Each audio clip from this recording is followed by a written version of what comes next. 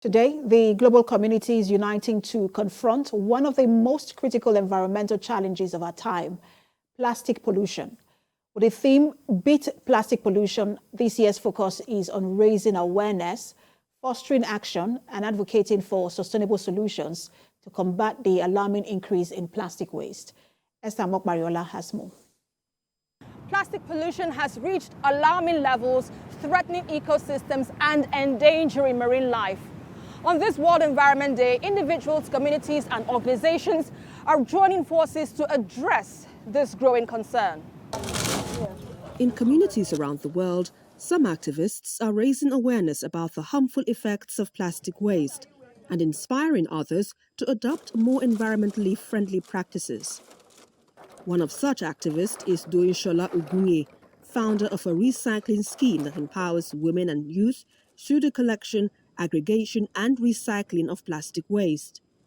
Her buyback program not only combats plastic pollution, but also provides economic opportunities for the participants.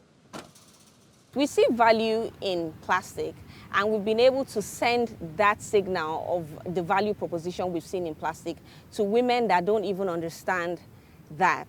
So that way, we've been able to say, give us your plastic, we'll give you a monetary value for it. We are creating a system where you can earn from plastic and get other people, on your downline you can buy from as well. So what we've tried to do with Reswaye is to create a holistic system where you are not only seeing the value of plastic, but the environment is being better. Women and youth are being empowered as well.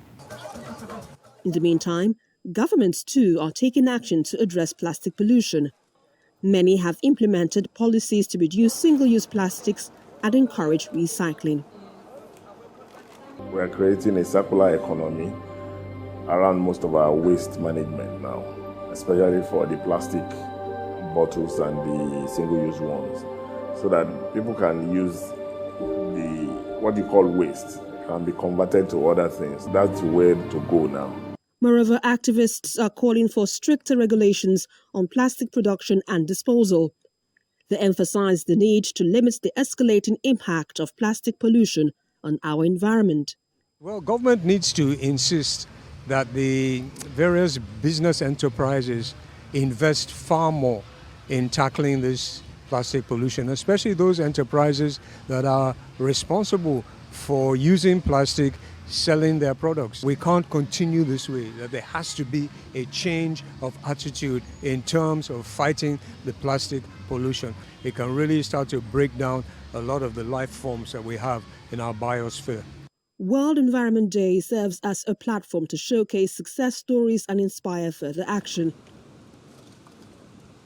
It urges individuals, businesses and governments to reassess their consumption patterns, adopt sustainable solutions and contribute to the global fight against plastic pollution. Esther Mokmariola, TVC News, Lagos. And to walk us through this global alarming trend, let's speak with the Chief Executive Officer, ACT Foundation, Osayi Alile, who joins us live via Zoom from Lagos. Good to have you join us. Thank you so much, Precious. How are you doing? I'm doing very well. But this particular World Environmental Day is coming on the back of negotiations on the global plastic treaty. Talk to us about how important that treaty is, and then its significance as well. I mean, it's very important, and we know we have a major issue and a major crisis, and this must be done. We all have to join forces to get it done. I think we, in different ways and different means possible, everyone has to come together to make sure that one way or the other we begin to address the matters, because we know that in 2050 this is going to get worse. And if we don't start to deal with it right now, we're going to have even more of a challenge going into the future. But talk to us about how big of a problem this is, because a lot of people are wondering, a lot of people are watching are probably wondering, why are we making a big deal about plastics? But talk to us about how big of a problem this is, and then impact on the environment as well. Yeah, it's a major problem. Every year, even in Nigeria, we generate about 32 million tons of solid waste, with a significant portion of it as plastic waste. Less than 10% of that plastic waste generated is currently recycled, 10%. So we have 80% of plastic waste that goes into dump sites and nothing can be done about it. I mean, even plastic, even chewing gum, it can only become non-degradable after 50 years, just the gum that you are chewing in the mouth. So this is really important for us to know that the exposure to plastics is harming us, is doing more harm than good. And we all have the challenges, we all have the problems, we're all dealing with it, even me, myself. As bad as I know that the issues are, there's so many things that the environment, especially where we live in, makes it difficult for us to be able to make correct changes that are required. But we need to be more aware about what the problems are. We need to be aware that it's necessary for us to begin to find solutions to the problems. And I'm hoping that we all do that, even starting from today. And talking about those solutions, because whilst we're waiting for the outcome of the global plastic treaty, it is not just the responsibility of environmentalists and governments alone or global leaders alone to deal with the environmental challenges. What can the rest of us do if we're going to find solutions or proffer solutions to the plastic pollution? I think we all have to start dealing with it. I mean, for me, first of all, Precious, is a change of mindset, understanding what the issues are in the first place. And I just gave you an example of just chewing gum. I mean, I used to chew gum practically every other day, but I just realized that you can't, it's non-degradable. It just, once you put it into the ground, nothing can go wrong. It can never go out of the soil for 50 years. And so when you hear all these things and begin to know that we begin to deal with it, it's not government, it's not private sector, it's not the public, it's not even NGOs that need to deal with it. Every one of us need to, but we need to have information. Information is key. We need to understand what the issues are.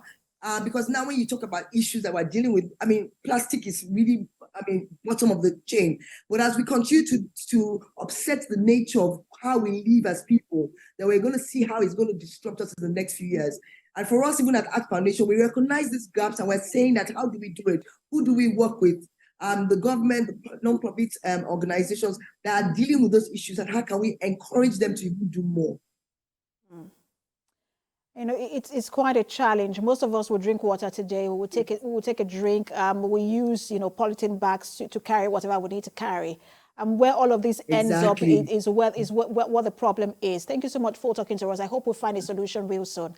The Chief Executive Officer, Act Foundation, Osayi Alile.